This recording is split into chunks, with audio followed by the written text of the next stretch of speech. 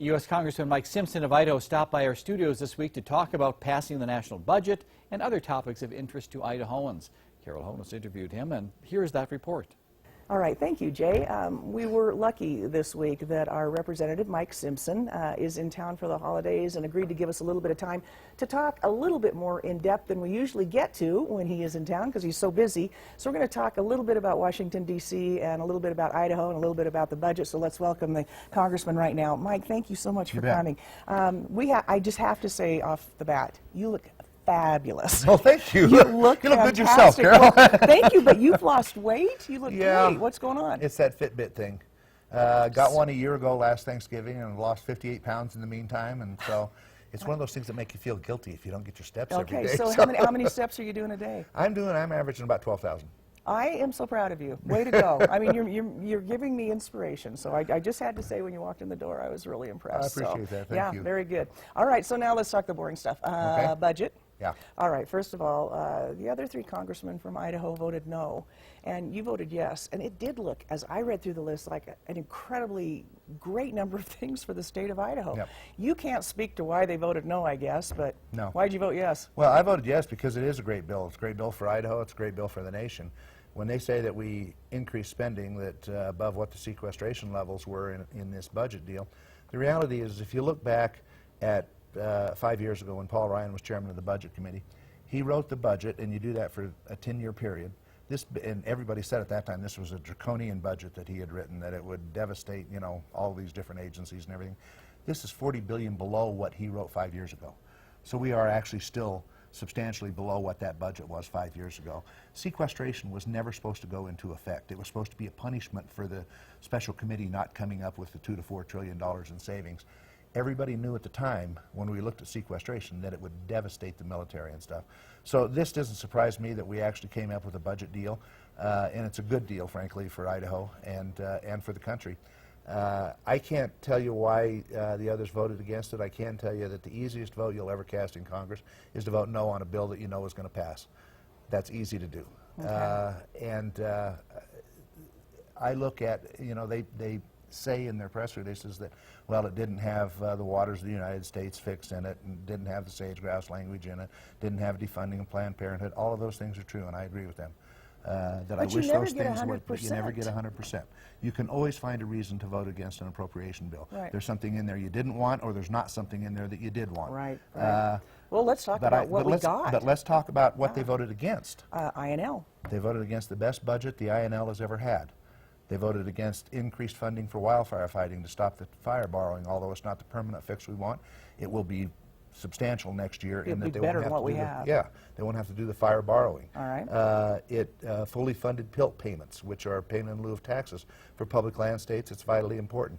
It funded, it allowed for the state of Idaho, the Transportation Department, to increase the truck weights on Idaho's highways. Let me pause you there for just a second. Okay. Why is that a good thing? Because it seems like now it'll eat up our infrastructure more because of the heavier weights, and we seem to have a really hard time taking care of the infrastructure in Idaho as it is. But that's not true. Okay. It seems like that would be the case. In the mid-1990s, we did a pilot program, and have been doing it for the last 10, 12 years. The Transportation Department has, because you have to have extra axles on the heavier track. Okay. You actually have less pounds per square inch weight on the road. The only time it matters is the bridges, because then it's the total load on the bridge. And if the bridges are up to snuff, then you can put the heavier trucks on there. We've allowed heavy trucks on state highways, which are the two-lane highways, throughout Idaho for the last 10 years or 12 years, something like that, as a pilot program, and we found out that it didn't deteriorate the roads any faster. No significant deterioration. Yeah. Okay. But you can't put those on the interstate because of the grandfather clause back years and years ago. Mm-hmm. States around us have 129,000 pound weights because that's what they had at the time.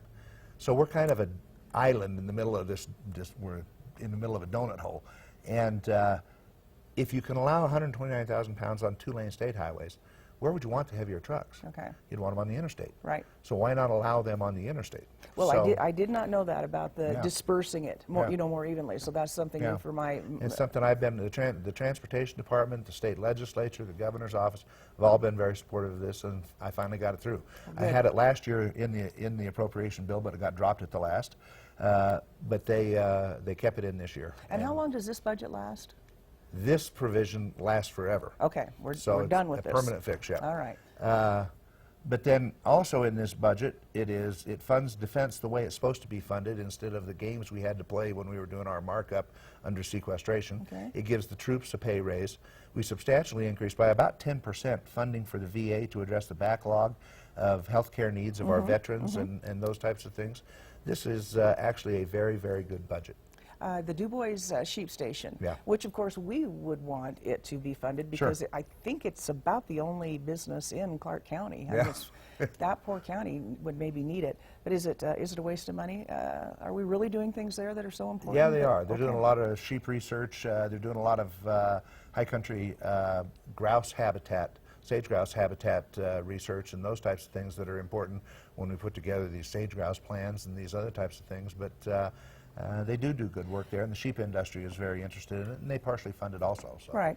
So tell me, when you look at the budget, what did you pull your hair out on anything? Did you just look at it and go, oh, no, I have to vote for it because I need to compromise, but this is killing me? No, there are things in there that obviously that the Democrats wanted, that you know, an appropriation bill is a compromise. In order to get the oil export ban in there, there were some things that I thought were important that we had to give up. One of them was the sage grouse language that would have prevented the Fish and Wildlife from implementing their resource management plans. But that's on stay in a court right now, so it's not being enforced, and that'll probably be a year before that decision is made, and we'll continue to work on that. Okay. When we come back, what Congressman Simpson did not like in the budget he voted for. Local people, local news. You're watching Newsline. Welcome back. We continue our interview with Congressman Mike Simpson, home for the holidays and willing to spend some time with us discussing the issues that concern Idaho.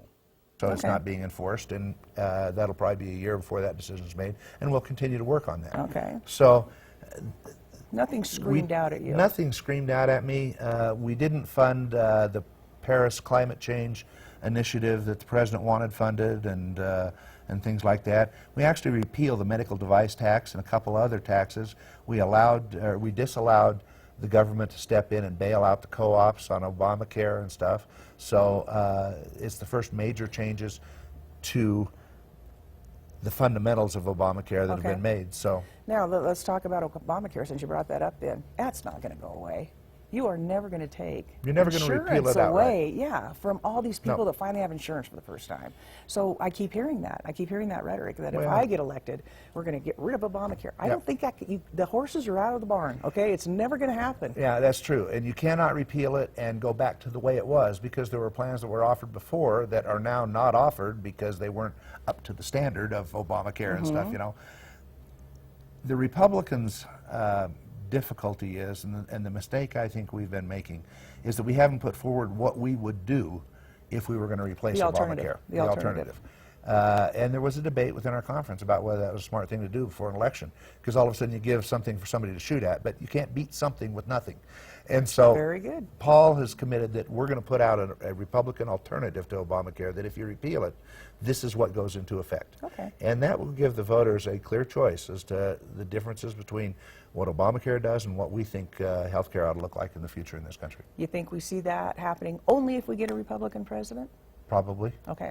And even if we don't get a Republican president, it'll be thrown out there, another plan, an Sure. alternative plan. Sure. When? Like in a year? I think next year we'll throw it out before the election. Okay, Yeah. so it's fine-tuned enough now. It's getting ready to present. Yeah. There are several of them out there, or portions of it, and it's bringing it together in a plan. Who of our people that we know around here is really involved with that? Like any of our congressmen? Not Idaho? really. No? That's Wyoming? That's on the Ways and Means Committee that does most of that work. And I'm trying to think if there's anybody from around here that sits on the Ways and Means Committee. Okay. I don't think there are. All right. So you mentioned Paul Ryan. What do Yeah. you think? You were friends with Boehner. You guys I were was very pretty good close. friends with Yeah. John, and frankly, Paul's been a friend of mine. He was a classmate of mine when we first got elected to Congress. Paul is a very smart guy. He's a policy wonk. And in fact, I had mixed emotions about him taking over as Speaker, because he was chairman of Ways and Means, and one of the big things that we've got to do is reform the entitlement programs. And that's kind of his expertise and stuff. Right. But he is very good at negotiating deals and stuff, and I think, and I give him an A for the first couple of months that he's been in there, but I think the honeymoon's about over, and tough decisions are going to have to be made on how we move forward in this and how we can unify our conference. Some people complain that, and I've heard this from some of the people that voted against this, that they didn't get some of the things that they want. But you know, when you send Paul in to negotiate with Harry Reid and Nancy Pelosi and Obama, if he doesn't have 218 votes in our conference, it really weakens his position, because they know they have to have Democrat votes, or that we have to have Democrat votes in order to pass it. Right. So consequently, they're going to get more of what they want. If you want to know why we didn't get some of these things some people want, it's because we didn't have 218 votes in our conference alone. We're going to have to depend on Democratic votes. So with him just working with the conference, and forget even trying to work with the Democrats, Yeah. let's just talk about the split in the Republican Party. More of this bam, bam, bam, or really? That's not going away. I think there will be some more of that. I think it will be tamped down to some degree, because I think Paul will be a little more inclusive in trying to include them. But if your strategy is to use government shutdowns and those types of things as a political strategy to get what you want, that's not going to work. Not with That's him. not successful. It's not going to work with him. Okay. It's not good policy. It's not good politics. If we have a we and them in the Republican Party, is Raul Labrador the them to you, Risch, and Crapo? How do you guys, how does my own Idaho congressional delegation fill in those holes? Well, you know, I work pretty well with Mike and Jim. As you know, Jim and I work together on the Boulder White Clouds. We talk with each other more frequently than Raul and I do, frankly. Right. And Raul's just a member of the Freedom Caucus, and the Freedom Caucus believes that shutting down the government is an okay strategy, and I just don't. You just don't. I'm sort of in the governing majority. You did such a great job in Idaho, you know, working as a compromise leader through Speaker of the House in your legislative years. Did you ever think about running for Speaker? I don't, you know, they couldn't have given me that job right now in Washington. Really? No, I wouldn't have taken it. It's, I've got too many other things I enjoy doing back there, but the job of Speaker in Washington is wholly different than it is in Idaho. We had a large majority, but we had divisions within our own conference in Idaho. But you got to understand that the Speaker is elected as the Speaker of the whole House. It's the only individual. His job is not the partisan job. His job is the job to protect the institution. Oftentimes that means protecting the rights of the minority. Sure. Because one day you might be in the minority, you know. So it's different. The partisan jobs of the majority leader and minority leader. And they go out and advance their party's causes and that kind of stuff. The one complaint I always had about Nancy Pelosi is she was always the partisan leader of the Democratic Party. She never got that protecting the institution part of it. And frankly, when you look at Obamacare, when you look at the stimulus package, when you look at some of these other things, they weren't done through regular order. They weren't done through the appropriations process, through the regular committee process. They were all written in her office. And in fact, the Democrats used to complain that they didn't have input into it because they were written by leadership. Right, right. And in fact, when the stimulus bill came down, and I sat on the, you know, this is a $700 billion spending bill. First time I saw it was in committee. Went in, there was a bill this high, and they expected us to vote on it right then. And I'm kind of going, I don't even know what's in this. No, that's not the way to legislate. All right. Something I saw in the paper today, reinstating the draft. Not going to happen. It just would never happen. I don't see it A happening. gentleman thought that might be a good idea because if it was your kids doing boots on the ground, you might have a whole different feeling about being quite so hawkish and blanket bombing the desert and, you know, things like that. Well, So- we have I don't know that that's why I'd put people at risk, but we do have a voluntary military service nowadays. The reason you'd reinstitute a draft is if you actually went to a declared war and you needed to fill the positions People. and stuff, you know. Yeah. Did you feel okay about women now being able to do combat positions if they can physically handle it? Yep. You're okay with that? Yeah, I am. As I've been around and gone to some of the bases and stuff, I've met some women that I'm sure could kick your Pretty rear tough end and kick old- my rear end. Pretty tough old gals. Last question.